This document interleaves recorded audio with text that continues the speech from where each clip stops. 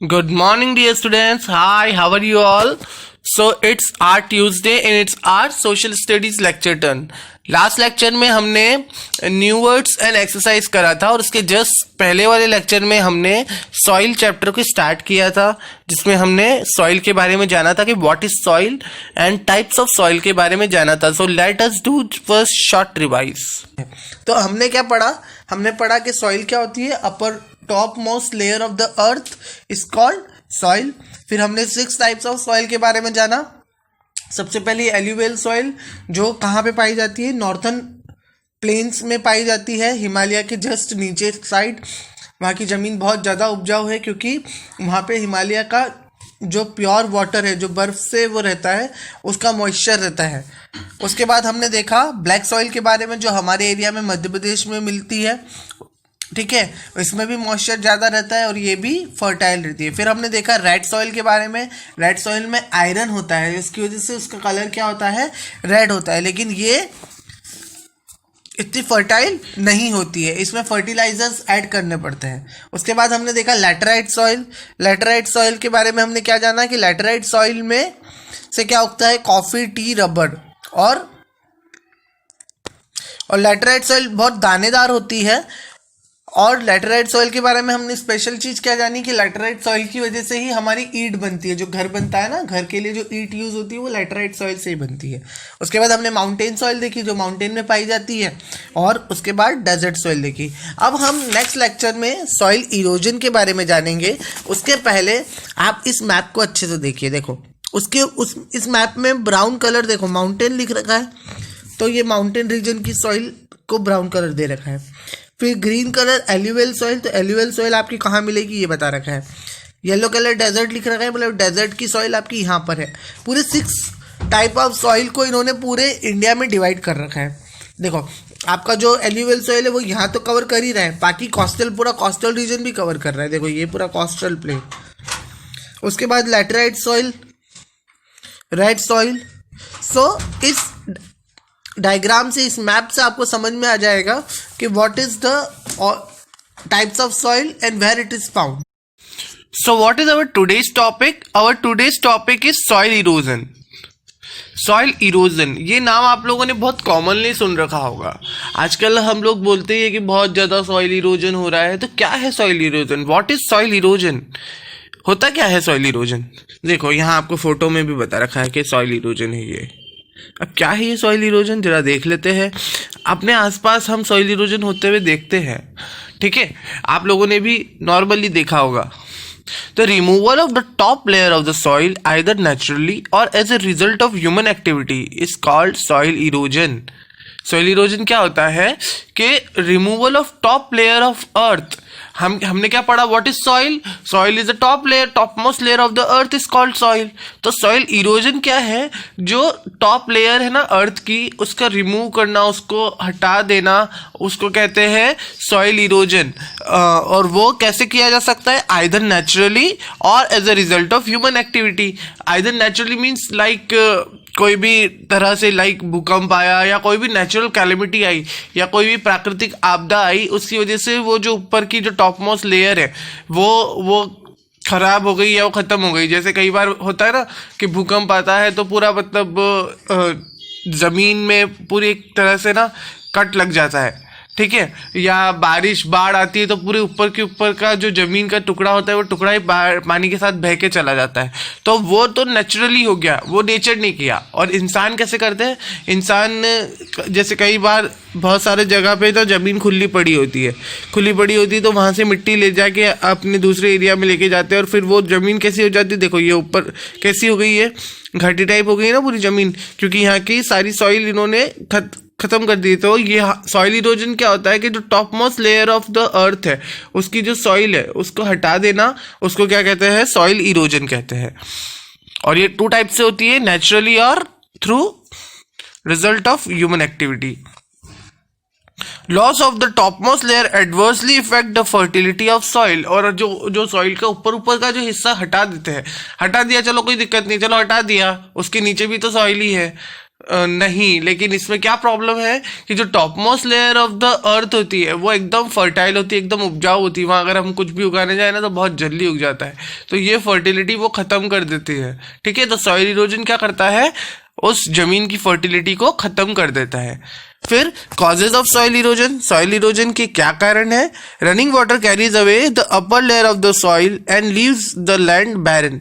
मैंने आपको बताया कि कई बार बाढ़ की वजह से होता है कि पूरा वाटर के साथ जमीन बह के चली जाती है, या अब यहाँ पे बाढ़ का नहीं बोला, यहाँ पे क्या बोला कि रनिंग वाटर, जो वाटर बहता हुआ पानी होता है ना, कई बार बहते हुए पानी में भी बहुत फोर्सफुली पानी होता है, बहते हुए भी, तो वो बहता हुआ पानी सॉइल की जो ऊपर की जो लेयर है कई बार साथ में अपने साथ उसको बहा के ले जाती है।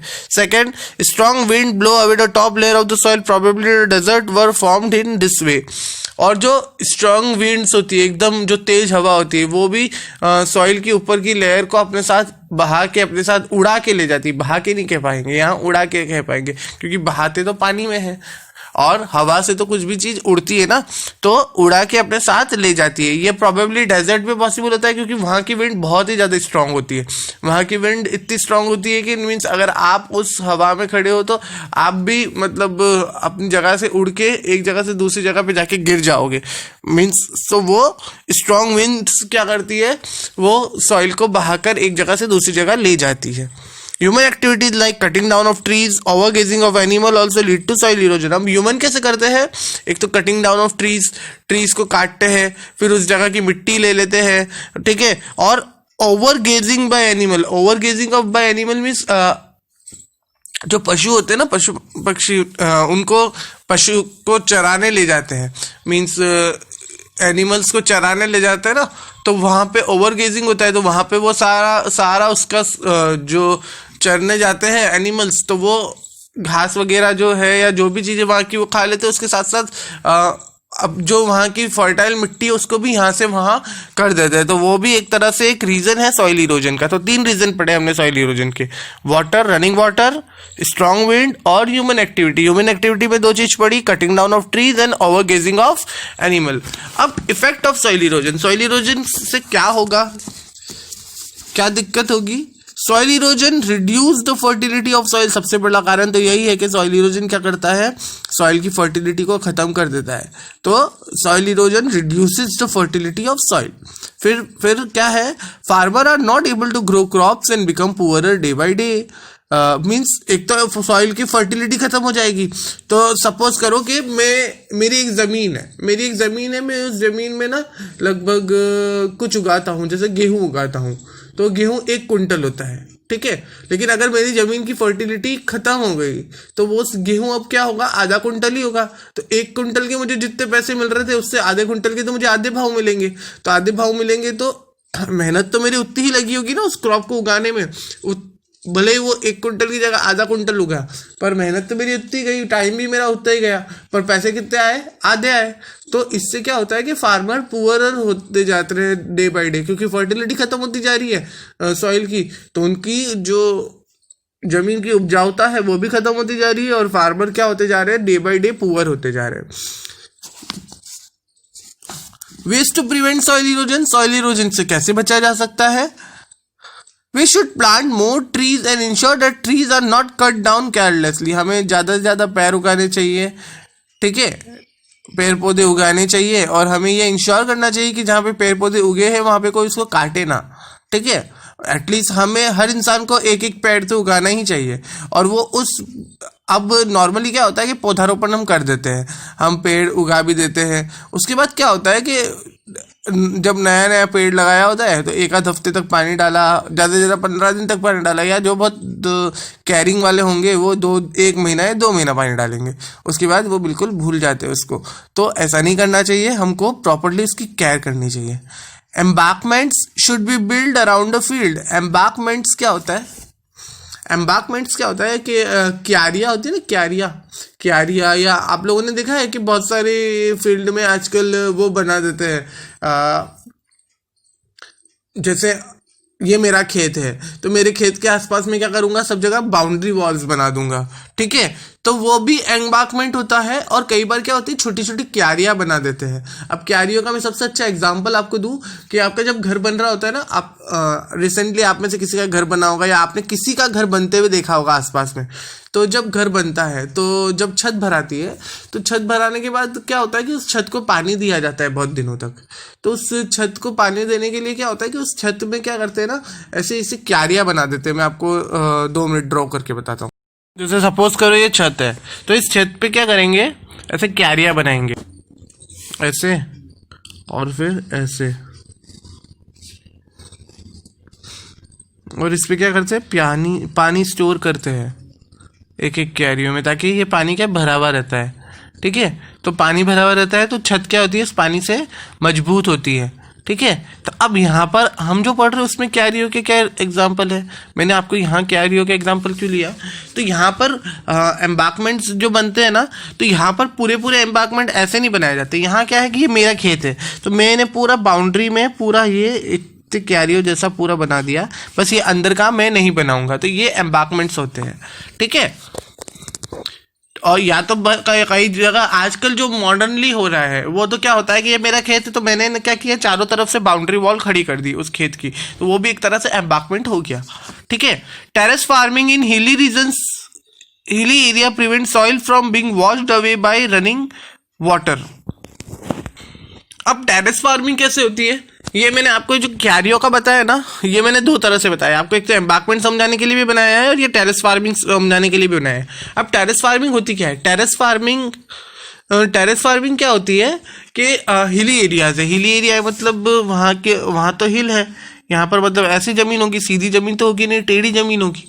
तो अब टेढ़ी ज़मीन पे कुछ भी मतलब एक खेती करेंगे, चलो खेती तो कर ली अपन ने, पर वहाँ पर पानी डालेंगे तो वो पानी तो क्या हो जाएगा, बह के नीचे की तरफ आ जाएगा। तो वहाँ पर कैसे होती है फार्मिंग, वहाँ पर टेरेस फार्मिंग होती है। वहाँ पर ना जैसे ये मैंने क्या किया, जैसे अपन छत पे क्यारियाँ बनाते हैं ना, वैसे यहाँ पे भी क्यारियाँ बना देते हैं। ऐसे ये क्यारियाँ बन जाती है, ऐसे करके ये पूरी क्यारियाँ बन जाती है। अब आपके दिमाग में एक क्वेश्चन हो रहेगा कि सर इन क्यारियों में से तो पानी ऐसे स्लोप है, तो पानी तो इसमें से भी नीचे उतर जाएगा। तो ये क्यारियाँ ना थोड़ी लेंथ इसको बड़ी बड़ी बनाया जाता है, ताकि पानी अगर नीचे भी आ जाए तो थोड़ा पानी तो है ना उसके अंदर। तो ऐसे टेरेस फार्मिंग की जाती है, और टेरेस फार्मिंग से भी सॉइल इरोजन रोका जा सकता है, क्योंकि जब आप पानी डालोगे हिली एरियाज में तो मिट्टी तो बह के नीचे की तरफ जाएगी, लेकिन अगर आप क्यारियाँ बना दोगे तो मिट्टी बहकर नीचे की तरफ नहीं जाएगी। तो ये वेज है सॉइल इरोजन को प्रिवेंट करने के, ठीक है। तो यहाँ हमारा चैप्टर कंप्लीट होता है। हमने इस चैप्टर में क्या पढ़ा, soil is the top most layer of the earth surface in which plant and tree grows. ये थी सॉइल की definition. India has different type of soil, 6 तरह की सॉइल पढ़ी थी हमने, alluvial soil, black soil, red soil, laterite soil, mountain soil and desert soil.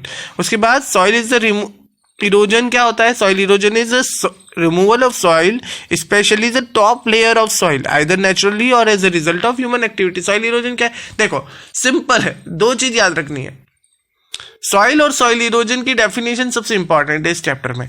तो soil क्या है, the soil is the topmost layer of the earth surface is called soil, the topmost layer of the earth surface is called soil। और soil erosion क्या है, the removal of the topmost layer of the earth is called soil erosion। Erosion मतलब उस topmost layer को remove करना, और उस topmost layer का होना क्या होता है, वो सॉइल होता है, ठीक है।